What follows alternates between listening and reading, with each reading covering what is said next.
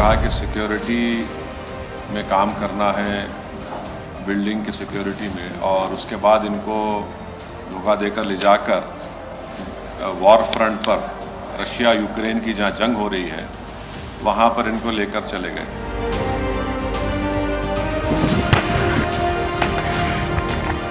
बाबा blogs वाले हमारे साथ धोखा कर दिए।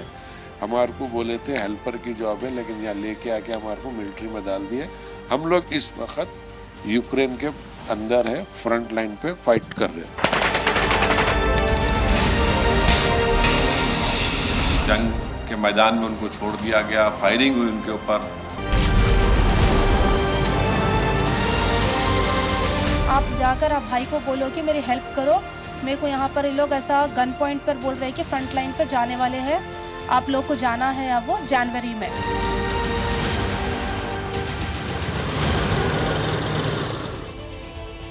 और चलिए अब बात करते हैं दुनिया के वॉर जोन की। दरअसल दुनिया में एक ऐसा वॉर जोन है जहां 24 फरवरी 2022 से हर रोज धमाके हो रहे हैं।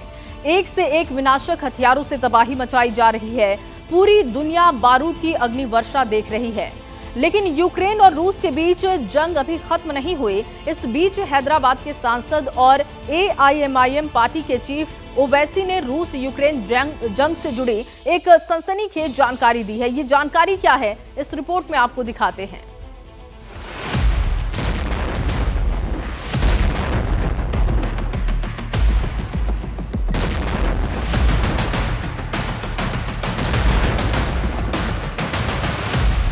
इन धमाकों के शोर में कुछ चीखें दब रही हैं। नेस्तनाबूद होते शहर में किसी तरह सांसें सलामत हैं। मौत के बढ़ते मीटर के बीच जिंदगी की उम्मीद जिंदा है। पल पल भारी है, पल पल कष्टकारी है। हमारे जैसा आपने कहा है कि हमारे देश के 12 के करीब लड़के जिनको धोखा देकर, नौकरी का धोखा देकर इनको रशिया लेकर गए, और वहाँ पर एजेंट्स ने इनको कहा कि सिक्योरिटी में काम करना है, बिल्डिंग की सिक्योरिटी में, और उसके बाद इनको धोखा देकर ले जाकर वॉर फ्रंट पर रशिया यूक्रेन की जहाँ जंग हो रही है वहाँ पर इनको लेकर चले गए। आप सोच रहे होंगे कि यूक्रेन रूस के वॉर जोन में अचानक ऐसा क्या हो गया कि ओवैसी की एंट्री हो गई। दरअसल कुछ भारतीयों के साथ सबसे बड़ा धोखा हुआ है। नौकरी के बदले जिंदगी का सौदा हो गया। सपना दिखाया गया रूस में नौकरी करने का, लेकिन झोंक दिया गया डोनेस्क में, वो जगह जहां दिन रात सिर्फ जंग हो रही है, सिर्फ जंग। हैदराबाद के इस परिवार से मिलिए। इन जनाब के भाई और इस महिला के पति इस वक्त यूक्रेन में हैं, किसी वॉर जोन में फंसे हैं। वो वहां कैसे पहुंचे, किसने उनके साथ धोखा किया, नौकरी के बदले पुतिन की सेना की वर्दी किसने पहना दी, इन सवालों का जवाब सुनिए।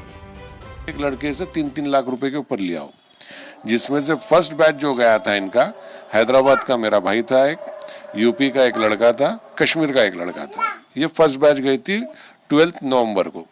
वो लोग हैदराबाद से निकले थे 10 नवंबर को, यहाँ से चेन्नई गए, चेन्नई से शारजा गए, शारजा से मॉस्को गए। 12 नवंबर को ये 3 लड़के मॉस्को उतरे। उनका वहाँ पर एक एजेंट है, कोई रमेश बोल के, वो आके उन लोगों को रिसीव किया।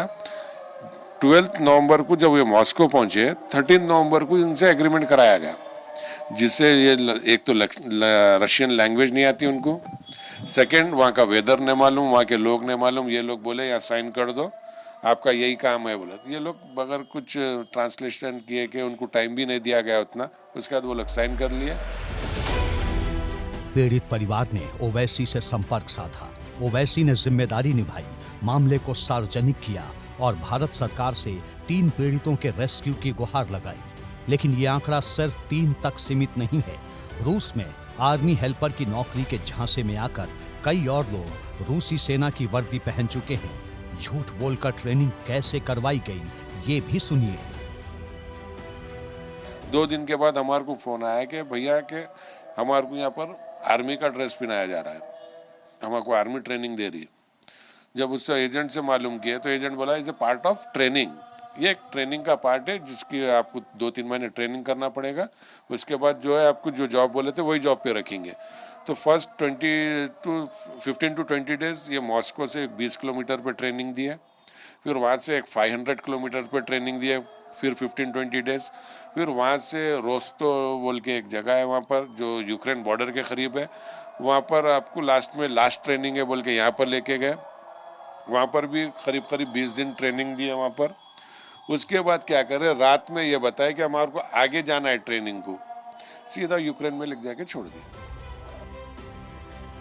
पीड़ित भारतीय के बच्चे बहुत छोटे हैं, इन्हें जंग का मतलब भी नहीं पता, सिर्फ इतना जानते हैं कि पापा कई दिनों से घर नहीं लौटे।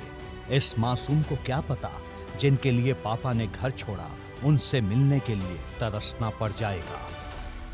कि आप इंडियन गवर्नमेंट से भी मैं रिक्वेस्ट कर रही हूँ कि मेरे हस्बैंड को आप वहाँ पर हेल्प करिए और जल्द से जल्द उनको वहाँ से निकालने की कोशिश करिए, क्योंकि मुझे ये मालूम हुआ है कि उनको तो पैर पर बुलेट लगी है, क्यों वो सीवियर इंजरी में है, अभी लाइव है। हम चाह रहे हैं कि उन्हें जल्द से जल्द निकाल कर उनको बचाना चाह रही हूँ।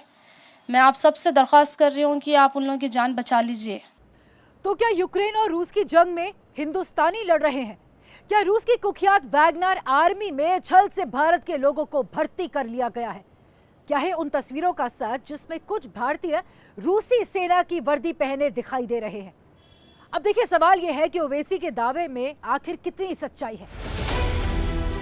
जो भारतीय यूक्रेन में आज अपनी जान बचाने की गुहार लगा रहे हैं, जो परिवार आज भारत सरकार से मदद मांग रहे हैं, उनसे जब एग्रीमेंट करवाया गया था तो साफ साफ लिखा था कि बैटलफील्ड में किसी की तैनाती नहीं होगी, लेकिन हुआ इसका ठीक उल्टा। ये मुसीबत भी लाखों रुपए देकर गले पड़ी। मॉर्निंग में मेरे को एक कॉल आया यूपी से, जो एक लड़का था यूपी का, ये जो 3 लोग गए थे उन लोगों के साथ का जो लड़का था, उन्हें सुबह सुबह कॉल करके बताया कि भाई हम लोग को यहाँ पर ला के धोखा हो गया, बाबा ब्लॉग्स वाले हमारे साथ धोखा कर दिए, हमारे को बोले थे हेल्पर की जॉब है, लेकिन यहाँ लेके आके हमारे को मिलिट्री में डाल दिए। हम लोग इस वक्त यूक्रेन के अंदर है, फ्रंट लाइन पे फाइट कर रहे हैं, जिसमें से 2 लोग जख्मी हो गए, मैं भी थोड़ा जख्मी हुआ था।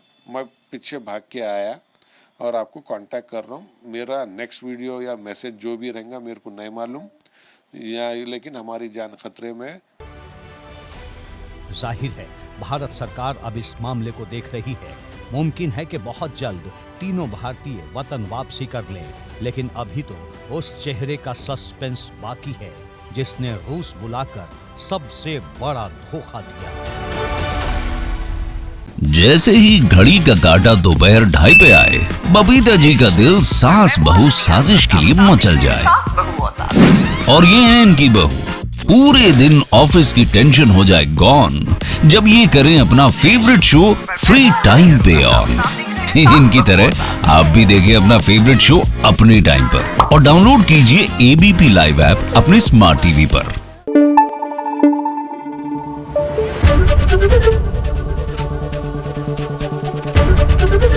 एबीपी न्यूज आपको रखे आगे।